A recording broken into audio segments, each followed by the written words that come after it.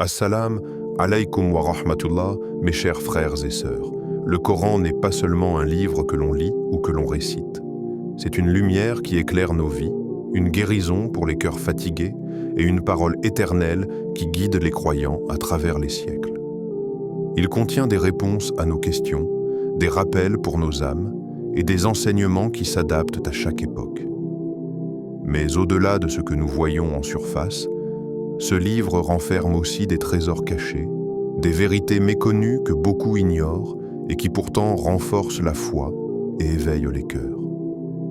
Dans cette vidéo, nous allons découvrir ensemble 7 vérités cachées dans le Coran. Des signes qui témoignent de sa grandeur et qui t'aideront, bi-idnillah, à approfondir ton lien avec Allah. Certaines de ces révélations toucheront ta raison, d'autres ton cœur. Mais toutes sont là pour te rappeler que ce livre n'est pas comme les autres. C'est la parole du Créateur des cieux et de la terre.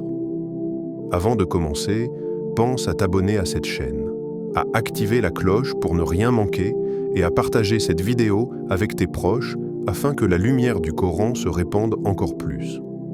N'hésite pas aussi à laisser ton avis en commentaire, car ton retour est précieux et peut inspirer d'autres frères et sœurs.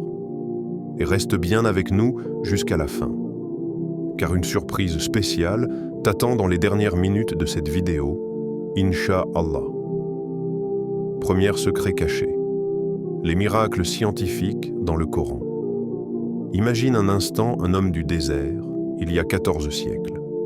Pas de microscope, pas de laboratoire, pas de science moderne.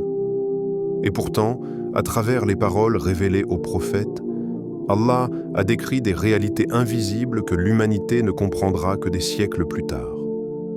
Ce n'est pas une coïncidence, c'est un signe de la perfection du livre. Allah dit « Ensuite, nous avons fait de la goutte une adhérence, puis de l'adhérence une masse semblable à une bouchée mâchée. Puis, nous avons créé de cette masse des os, et nous avons revêtu les os de chair. » S 23, 24. Ces mots simples révèlent une précision frappante. L'évolution de l'embryon depuis une goutte de sperme, puis une cellule qui s'accroche, une masse modelée, avant que les os ne soient formés puis recouverts de chair. Ceux qui ont étudié l'embryologie savent combien ce processus est complexe, invisible à l'œil nu et inconnu à l'époque. Comment un homme illettré, au 7e siècle, aurait-il pu inventer cela? Impossible. Mais ce qui frappe le plus, ce n'est pas seulement la correspondance avec la science moderne. C'est le message derrière ces signes. Allah veut que l'homme contemple sa propre création, pour qu'il réalise d'où il vient et vers qui il retourne. Chaque battement de cœur, chaque respiration, est un rappel que nous sommes façonnés par le meilleur des créateurs. Et ce n'est pas le seul exemple. Allah parle de l'expansion de l'univers. Et le ciel, nous l'avons construit par une force et nous l'élargissons. S 51, VI 47. Aujourd'hui, les astrophysiciens confirment que l'univers est en expansion. Qui pouvait le savoir à l'époque? Ils parlent aussi des montagnes comme des piquets qui stabilisent la Terre, S 78, vers 7, et de la barrière entre les eaux douces et salées, S 55, vers 19 à 20. Chaque verset est une fenêtre ouverte sur les signes de la puissance divine. Mais attention, le Coran n'a jamais été révélé comme un manuel de biologie ou d'astrophysique. La science change, se corrige, évolue, tandis que la parole d'Allah reste éternelle. Ces versets ne sont pas là pour satisfaire la curiosité intellectuelle seulement, ils sont des rappels puissants. Lorsque tu contemples ces merveilles, ne reste pas dans l'émerveillement intellectuel. Va plus loin. Dis avec ton cœur, Subhanallah. Car ce n'est pas la science qui donne au Coran sa vérité, c'est le Coran qui élève la science en lui donnant un sens. Chaque découverte, chaque confirmation scientifique n'est en réalité qu'une invitation à revenir vers Allah, à se prosterner et à reconnaître « Béni soit Allah, le meilleur des créateurs ». Deuxième vérité cachée, les histoires oubliées mais pleines de sagesse. Ferme les yeux un instant et imagine-toi marcher dans le désert d'Arabie.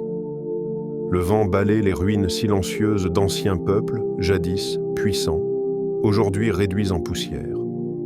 Ces vestiges sont là comme des témoins muets d'un passé révolu, mais Allah a immortalisé leur mémoire dans le Coran afin que nous ne reproduisions pas leurs erreurs. Écoute l'histoire du prophète Shu'aib alayhi salam. Envoyé à un peuple prospère, les Madianites, il les a appelés à la justice et à l'équité. Mais eux, aveuglés par leur avidité, manipulaient les balances et trichaient dans le commerce. Shu'aib les a avertis. La foi n'est pas seulement dans les prières, mais dans l'honnêteté de chaque transaction. Pourtant, ils ont persisté dans l'injustice. Leur fin fut une punition soudaine et terrible. Cette histoire n'est pas un simple récit ancien. Elle est un miroir. Aujourd'hui encore, combien de sociétés tombent dans la fraude et la corruption? Puis, il y a Luqman, le sage. Allah l'a honoré dans une sourate entière. Il n'était pas prophète, mais ses paroles brillent comme des joyaux. Ô mon fils, n'associe rien à Allah, sois reconnaissant envers lui, sois humble dans ta démarche et baisse ta voix. Ces conseils simples résonnent encore aujourd'hui. Dans un monde où l'orgueil domine, où la reconnaissance se perd, la voix de Luqman est une boussole. Et que dire des peuples de Had et de Thamoud? Des nations impressionnantes, bâtisseuses de palais taillés dans la roche, géants parmi les hommes. Leur puissance matérielle les a poussés à l'arrogance. Ils ont rejeté leurs prophètes et défié les signes de Dieu. Mais leur grandeur s'est effondrée en un instant, balayée par la colère divine. Ces histoires ne sont pas des contes, elles sont des avertissements. La richesse, la force, le savoir ne sauvent personne si le cœur est corrompu.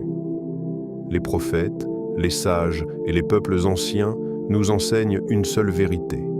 Sans humilité et sincérité envers Allah, tout finit par disparaître. Alors, lorsque tu lis ces récits, ne les vois pas comme des pages d'histoire.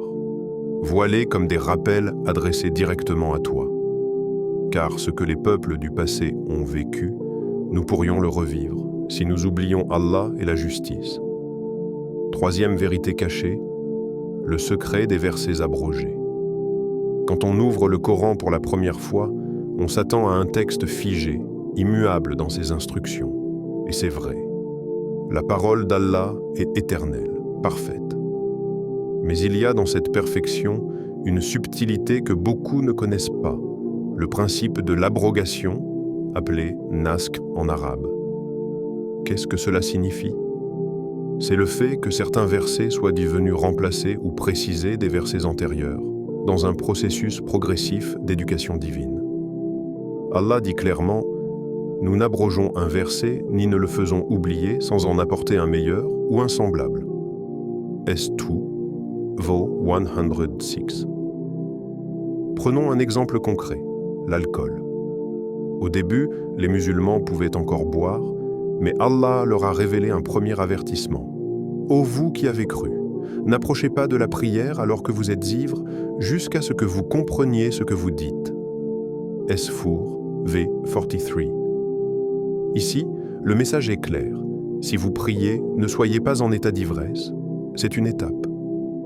Puis, plus tard, est venu le verset catégorique. « Ô vous qui avez cru, le vin, le jeu de hasard, les pierres dressées et les flèches divinatoires ne sont qu'une abomination de l'œuvre du diable. Écartez-vous-en afin que vous réussissiez. » S5, V 90. Pourquoi cette progression? Parce que Allah éduquait une communauté en pleine transformation. Des hommes habitués depuis toujours à consommer de l'alcool devaient apprendre petit à petit à s'en détacher. Si l'interdiction avait été immédiate, beaucoup n'auraient pas supporté. Mais dans sa sagesse, Allah a purifié progressivement leur mode de vie. Un autre exemple concerne la guerre. Au début, les croyants opprimés à la Mecque n'avaient pas l'autorisation de combattre. Puis vint la permission de se défendre. Autorisation est donnée à ceux qui sont attaqués, car ils ont été lésés. S22, verset 13. Et plus tard, lorsque l'islam devait se protéger contre des coalitions hostiles, Allah a révélé des versets plus fermes sur la confrontation. Cela nous montre que la révélation n'est pas tombée d'un seul bloc comme une loi figée. Elle a accompagné les croyants, étape par étape, comme un maître qui prend la main de son élève pour l'élever au meilleur niveau. Et surtout, cela nous enseigne quelque chose de très actuel. La religion est une éducation progressive. Allah ne charge pas une âme au-delà de ce qu'elle peut supporter. Il purifie les cœurs par étapes. Si tu veux avancer dans ta foi, fais-le pas à pas, comme les premiers croyants. Le nasque n'est donc pas une contradiction dans le Coran. C'est au contraire une preuve de la pédagogie divine. Quatrième vérité cachée, la beauté littéraire du Coran. Ferme les yeux et imagine.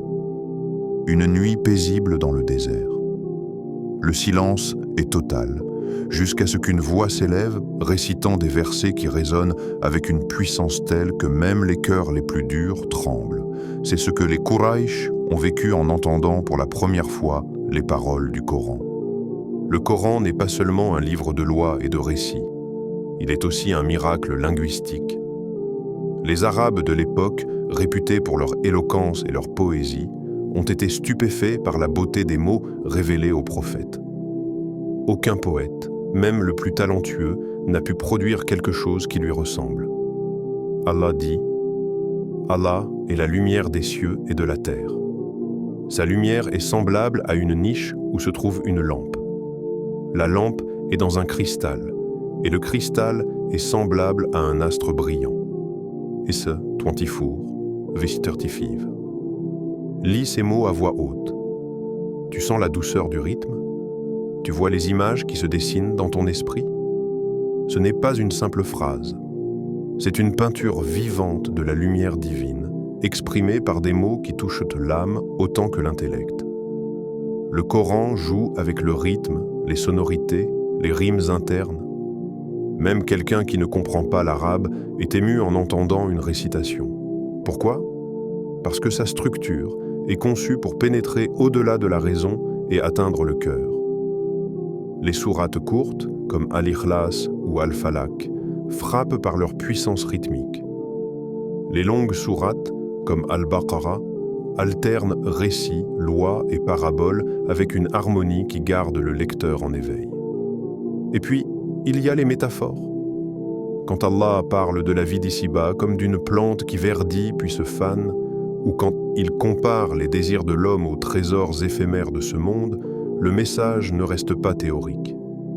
Il devient une image vivante que chacun peut ressentir. Ce style unique explique pourquoi des millions de musulmans mémorisent le Coran par cœur, génération après génération. La beauté du texte facilite sa mémorisation et grave les enseignements dans les cœurs. Mais cette beauté n'est pas un simple ornement. Elle est un signe. Si les poètes arabes n'ont jamais pu imiter ne serait-ce qu'une sourate, c'est parce que cette parole n'est pas humaine. Elle vient d'Allah, et sa perfection stylistique est une preuve de son origine divine. Le Coran est à la fois message, musique, peinture et lumière. Chaque verset est une mélodie céleste, une poésie éternelle, un appel qui traverse les siècles et continue de toucher les âmes aujourd'hui comme hier. Cinquième vérité, cachée, les dimensions mystiques et spirituelles. Ferme les yeux un instant et imagine. Tu es seul, dans la nuit, le cœur chargé de pensées et de préoccupations. Tu ouvres le Coran et tombes sur ce verset. Et quand mes serviteurs t'interrogent à mon sujet, je suis tout proche. Je réponds à l'appel de celui qui m'invoque quand il m'invoque. S2, von 186. Ces paroles ne sont pas lointaines. Elles ne parlent pas d'un Dieu inaccessible, mais d'Allah qui est proche, plus proche que ta propre veine jugulaire. Voilà l'essence mystique du Coran. Derrière chaque mot, chaque lettre, il y a une clé pour ouvrir ton cœur et goûter à une présence intime, douce et apaisante. Les savants de la spiritualité, comme les soufis sincères, ont toujours rappelé que le Coran n'est pas seulement un livre de lois ou d'histoire. c'est un miroir qui reflète l'état de ton âme. Quand tu le lis avec un cœur distrait, tu ne vois que des mots. Mais quand tu le lis avec un cœur purifié, tu vois de la lumière. Tu entends une voix intérieure qui te parle directement. Pense au verset de la lumière. Allah est la lumière des cieux et de la terre. S24, verset 35. Les mystiques disent que ce verset n'est pas seulement une métaphore, c'est une vérité vécue. Le croyant sincère voit la lumière d'Allah éclairer son chemin intérieur, dissipant les ténèbres du doute et de l'ego. Et que dire du verset « Il est Allah, unique ». Allah, le seul à être imploré. Strana 112, Zvazek jedna H2. Pour celui qui contemple, ce n'est pas une simple affirmation de l'unicité. C'est une invitation à fondre son être dans le tawhid, à se détacher de tout ce qui distrait et à goûter à la paix de l'unité divine. Les figures comme Rumi, Ibn Arabi, Al-Ghazali ont puisé dans ces versets pour rappeler au cœur que le Coran est un océan sans fond. Tu prends une goutte et elle suffit à apaiser ton âme. Tu plonges et tu découvres des trésors infinis. Alors, quand tu lis le Coran, ne t'arrête pas aux mots. Lis-le avec ton cœur, médite, répète, ressens. Chaque verset est une porte vers une rencontre avec Allah. Et cette rencontre n'est pas réservée aux érudits ou aux mystiques. Elle est pour toi, ici et maintenant, si tu oses ouvrir ton cœur. 6e vérité cachée. Les références à d'autres civilisations. Imagine que tu ouvres le Coran et soudain tu voyages dans le temps. Tu es en Égypte face au pharaon arrogant qui dit « Ô notable, je ne connais pas pour vous d'autres divinités que moi ». S28, V38. Le Coran te montre ce roi puissant, entouré d'or et de soldats, mais qui finira englouti par la mer. Une leçon. La puissance terrestre disparaît. Seule reste la souveraineté d'Allah. Puis, le Coran t'emmène vers une autre scène, celle de Dhu al-Qarnayn, un dirigeant qui parcourt la terre, établissant la justice, protégeant les peuples opprimés, construisant une barrière contre les forces du mal. Ici, le Coran ne raconte pas pour faire rêver, mais pour montrer le modèle d'un pouvoir juste, au service des hommes et non de l'orgueil personnel. Ensuite, tu es transporté encore plus loin, dans l'histoire de Nuh, alayhi salam, et du déluge. L'eau monte, les cieux s'ouvrent, la terre déverse ses sources. Un récit que l'on retrouve aussi dans les traditions mésopotamiennes et bibliques, mais que le Coran éclaire d'une lumière unique. Ce n'est pas seulement une catastrophe naturelle, c'est un rappel que la justice divine rattrape toujours les injustes, même après des siècles d'insouciance. Ces références ne sont pas des emprunts, elles sont des rappels universels.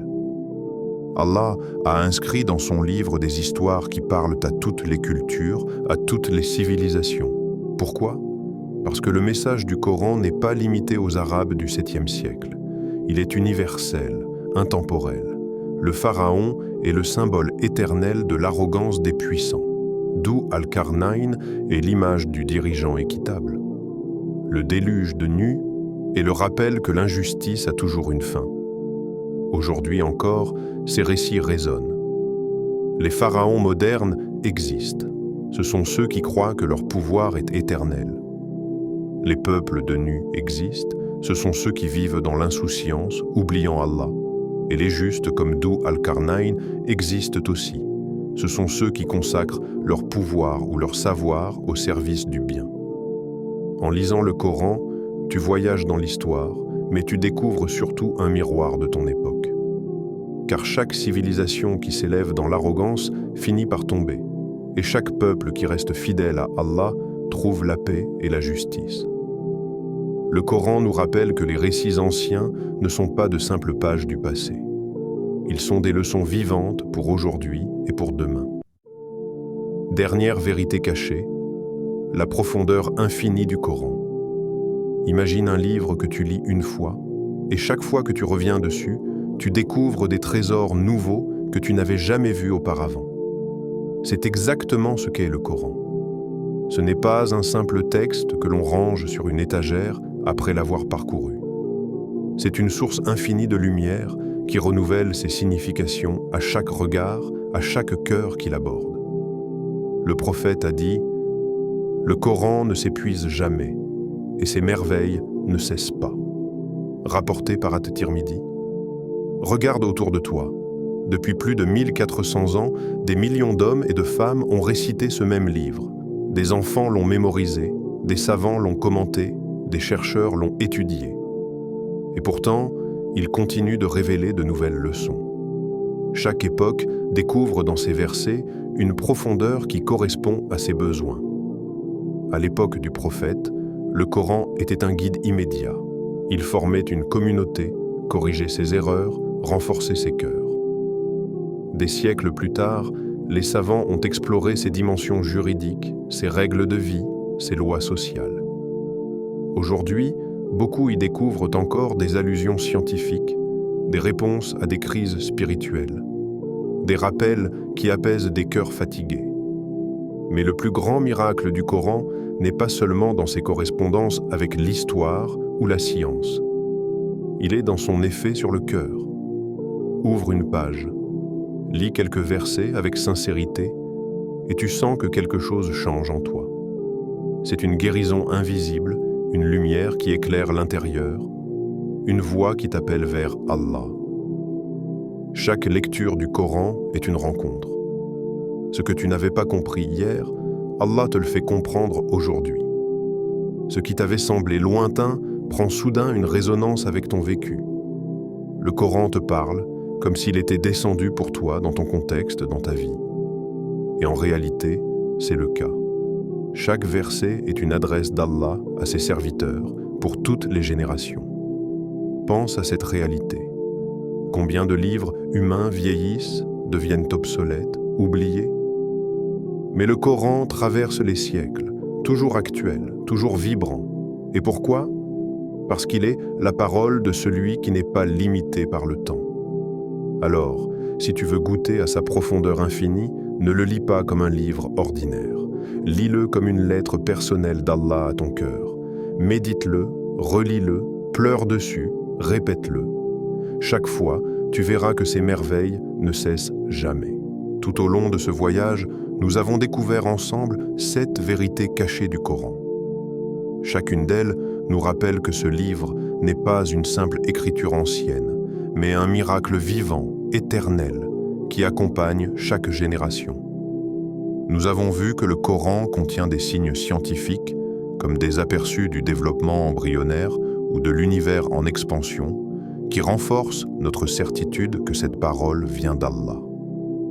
Nous avons plongé dans des histoires oubliées, celles de Shu'aib, de Luqman, des peuples de Ad et de Tamoud, qui nous rappellent que la justice, l'humilité et la foi sont les fondements de toute vie bénie. Nous avons découvert le mystère des versets abrogés, preuve de la pédagogie divine qui éduque les croyants étape par étape avec sagesse et miséricorde. Puis nous avons contemplé la beauté littéraire du Coran, un miracle linguistique qui touche le cœur au-delà des mots et qui reste inimitable depuis 14 siècles.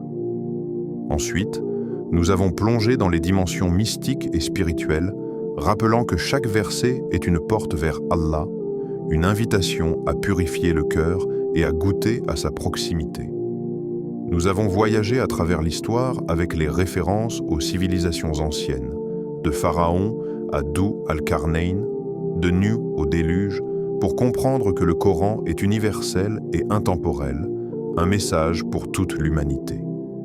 Et enfin, nous avons contemplé la profondeur infinie du Coran, ce miracle permanent qui ne cesse jamais d'inspirer, de guérir, de guider et de révéler ses merveilles à ceux qui l'ouvrent avec sincérité. Ce parcours nous rappelle une chose essentielle. Le Coran n'est pas un livre parmi d'autres. C'est la parole d'Allah, un guide pour chaque jour, une lumière pour chaque cœur, une corde qui nous relie directement à notre Créateur. Alors, ne le laisse pas dormir sur une étagère. Fais de lui ton compagnon. Lis-le, médite-le, vis avec lui. Car en vérité, plus tu t'approches du Coran, plus tu t'approches d'Allah, et plus tu t'éloignes de lui, plus la vie devient sombre et vide. Mes chers frères et sœurs, Si cette vidéo t'a inspiré, n'oublie pas de t'abonner à la chaîne Lumière de la Sunna, d'activer la cloche pour ne rater aucun rappel, et de partager cette vidéo autour de toi afin que d'autres profitent aussi de ces enseignements. Laisse-nous aussi un commentaire avec ton verset préféré ou une réflexion personnelle. Ta contribution peut être une source de rappel pour d'autres. Restons ensemble sur ce chemin vers la lumière du Coran et marchons main dans la main vers la satisfaction d'Allah.